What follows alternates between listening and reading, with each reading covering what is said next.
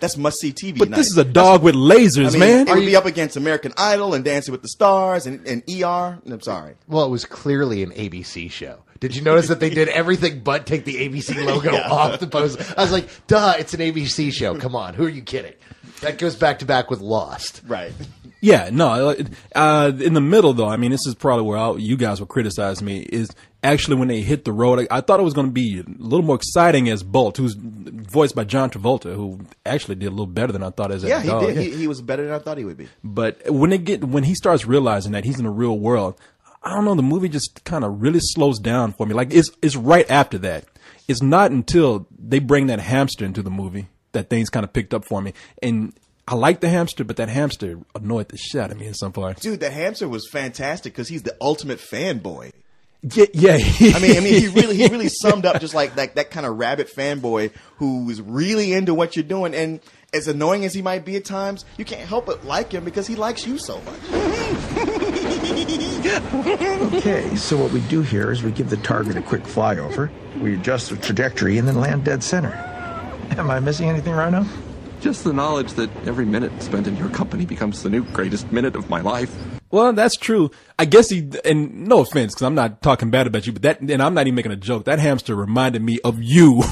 After like hamster was awesome. That hamster, that hamster had 3 big gulp barrels of coffee and was just all hopped up. And I was like, that is Carlisle to a hilt right there. But no, I mean, look, the movie's enjoyable, and it's going to be hard for me to even criticize the movie for the criticism that I just gave it, because as far as family films go, I mean, kids are going to love this. Well, it's beyond kids loving it. You could take your kids to see this, and you'll enjoy it as much as they will. You can actually go without kids and enjoy the hell out of it. It's a really, really funny movie. There are a lot of great jokes in this. The audience I saw it with was mostly adults, and they were all laughing the whole way through. It really is a very fun, family-oriented film that you actually don't have to feel guilty about going to as an adult. And did you guys notice that almost every human character in this movie had a goatee? Yeah, it was Hollywood. Come on, what do you expect? Well, just even traveling across country, like every mover, all the movers, everybody except the female characters, and I'm not sure about some of them, all of them had goatees. Look, Carlisle, you tell me now, seriously. He has this thing against goatees. I don't know. Were you raped by wait, were you raped by a goatee as a boy or something? What is going on with you? I don't see what that has to do with anything. And I don't want to see you animate that either. Too late. Here it is, right here. Oh yeah. No, just one of these things I noticed. Like somebody must have said, like, yeah, that's what everybody's wearing these days. No, they just stuck them on everybody. It's either goatees or womb brooms. Leon was talking to me one night, and we both had beards at the time. I didn't have a goatee. Right. And someone had a goatee, and Leon just looked at me and said, "Man, it's over." I'm like, "What are you talking about? It's not over." And he went and said, "Look around you. Look at all the people with goatees. They're all the guys who are waiting in line to see Star Wars. Okay, the goatee is over. It's over. Once the guys who are waiting in line for Star Wars have it, it's no longer hip to have. So you know what? It's over for them. It's done. And you know what? I looked at him and I said, damn it, you're right. And from that point on, and that was the time when Cyrus had one. I said, that's so over. Shut up.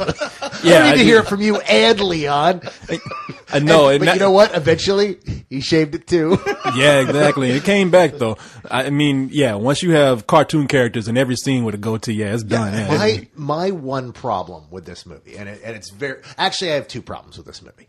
But the one scene I didn't like was the elongated country and western music video that happened towards the end. Their montage when they were playing the "There's No Place Like Home" song. That went a little long. That's what I was going to say. It wasn't that I didn't like it, but it went long. They played the whole song, and it's kind of like, yeah, you could have done this for a minute, and it would have been perfect. And it's a whole thing about teaching him how to be a real dog. But he did have somewhat of a life as a dog. I mean, he comes back to his chew toy. So teaching him about chew toys is like, wait, he knows that much. And it's just certain things as a dog you're going to know whether somebody shows you or not. Yeah.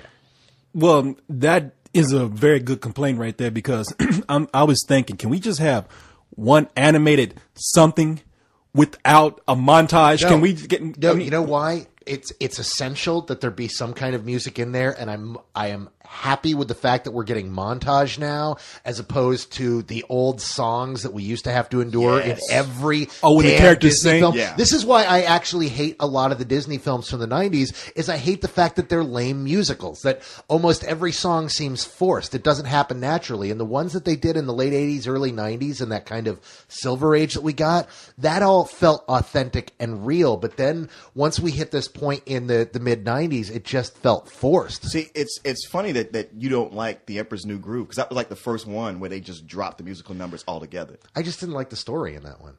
I just didn't like it. The All right. you know, but the second problem, Please, everybody. you cannot. The second problem that I had was that did any of you notice that several of the characters from this movie really came across like characters from the Animaniacs? Did you guys not? Are you speaking like the pigeons? Well, the good feathers, and then of course I did think about. No, I and- saw and then I of saw course that. the cat was very reminiscent of Rita from squirrel. Yeah. No. You don't mean the squirrel? No, there was actually a stray cat in the Animaniacs called Rita. Remember Rita and Ruff? About the big dumb dog who believed he was a cat? The dog that was a takeoff of the Rain Man. Yeah. Yeah. And the cat, every episode of theirs was done based upon a musical like Les Miserables or Phantom of the Opera or... I didn't notice that, but I did notice Goodfeathers with the pigeons. I was like, I gotta say, I love the pigeons in this movie, like all of them. Yeah. I absolutely loved them.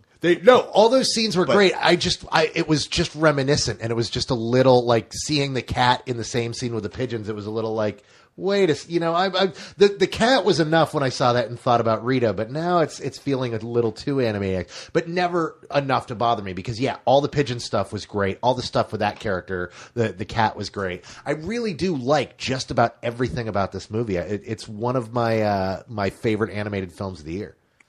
yeah, I don't know if I have the enthusiasm for it that you do, but I mean, I did like the movie. I'm giving it full price just because I cannot not recommend it to people to see. Yeah, it's got everything you could want, and it's no Kung Fu Panda, but it's pretty high up there. Any movie I can say like, hey, the whole family can see it and enjoy it is automatically going to get a full price from me. Yeah, the thing about this movie is that if it had come out in any other year, it would probably be our favorite animated film of the year. But this year with WALL-E and Kung Fu Panda and a couple of the other things that are coming out and have come out, just it's really good and it's on par with that kind of stuff. I'm giving it a full price. Yeah, and I don't know. I mean, maybe I'm just weirded out by the movie too. Weirded out. It remind you of your own dog? Because it made me want to hug my dog when I got home. No, it made me think that there was something creepy going on between that girl and Bolt. You know what? Dude, there was not a jar of peanut butter anywhere in that movie. Come on. Only you could come up with something like that. What is a jar of peanut butter have anything to do? Why don't you explain it to the kids, Leon? Wait for the DVD of Bolt. I mean, maybe they'll have a hidden scene in there for that. But no, good movie other than that overall. So, you ever wish you could tell